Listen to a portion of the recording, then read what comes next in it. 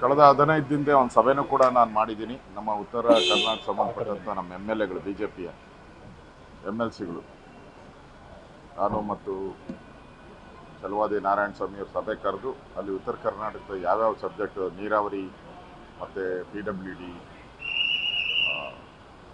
Agriculture, RDPR ಈ ಥರದ ಹಲವಾರು ಇಲಾಖೆಗಳನ್ನು ಚರ್ಚೆ ಮಾಡಬೇಕು ಅಂತೇಳಿ ಮಾತಾಡಿದ್ದೀನಿ. ನಮ್ಮೆಲ್ಲ ಶಾಸಕರು ತಯಾರಾಗಿ ಬಂದಿದ್ದಾರೆ. UKP ಬಗ್ಗೆನೂ ಕೂಡ ಚರ್ಚೆ ಮಾಡಬೇಕು ಅನ್ನೋ ತಯಾರಿಯನ್ನು ಮಾಡ್ಕೊಂಡು ಬಂದಿದ್ದಾರೆ. ಬಟ್ ಸರ್ಕಾರ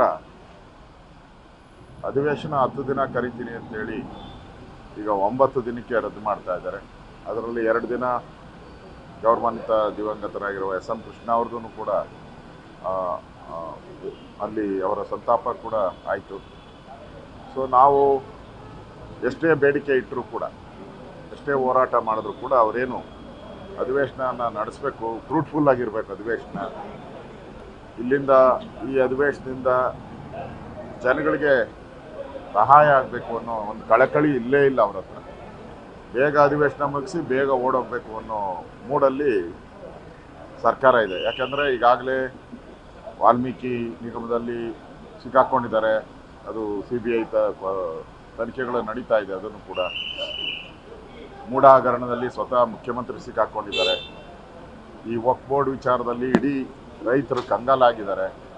ಹಿಂದೂಗಳ ಒಂದು ದೇವಸ್ಥಾನಗಳು ಕೂಡ ಕೈತಪ್ಪ ಹೋಗುವಂಥ ಪರಿಸ್ಥಿತಿ ಬರ್ತಾ ಇದೆ. ಮತ್ತು ಈ ಅಬ್ಕಾರಿ ಹಗರಣ 700 ಕೋಟಿ ಅದನ್ನು ಕೂಡ ಚರ್ಚೆಗೆ ಬರಬೇಕು. ಸೊ ಅವ್ರಿಗೆ ಪಲಾಯನ ಮಾಡಿ ಓಡೋಗೋದು ಒಂದು ಬಿಟ್ಟರೆ, ಕಳೆದ ಬಾರಿನೂ ಅಷ್ಟೇ 2 ದಿನ ಅಧಿವೇಶನ ಇಲ್ದಂಗೆ ಓಡೋಗ್ಬಿಟ್ರು ಬೆಂಗಳೂರಲ್ಲಿ ನಡೆದಾಗ. ಈ ಬಾರಿನೂ ಅಷ್ಟೇ ಅವರು ಒಂದಲ್ಲ ವಿಚಾರಗಳನ್ನು ತರುವಂಥದ್ದು, ಅದರಲ್ಲೇ ಕಾಲ ವ್ಯರ್ಥನ ಮಾಡುವಂಥ ಒಂದು ಕುತಂತ್ರವನ್ನು ಕಾಂಗ್ರೆಸ್ ಅವರು ಮಾಡ್ತಾ ಇದ್ದಾರೆ. ನಾವು ಈಗಾಗಲೇ ಇದರ ವಕ್ಫ್ ಬೋರ್ಡ್ ಬಗ್ಗೆ ಸವಿಸ್ತಾರವಾಗಿ ಮಾತಾಡಿದ್ದೀರಿ. ಸರ್ಕಾರಕ್ಕೆ ಬಿಸಿ ಮುಟ್ಟೋ ರೀತಿ ಮಾಡಿದ್ದೀರಿ. ಅವರು ಉತ್ತರ ಕೊಡಬೇಕಷ್ಟೇ. ಇವತ್ತು ಉತ್ತರ ಕರ್ನಾಟಕಕ್ಕೆ ಹೆಚ್ಚು ಆದ್ಯತೆಯನ್ನು ಕೊಡಬೇಕು ಅಂತೇಳಿ ನಾವು ಹೇಳೋರಿದ್ದೀರಿ.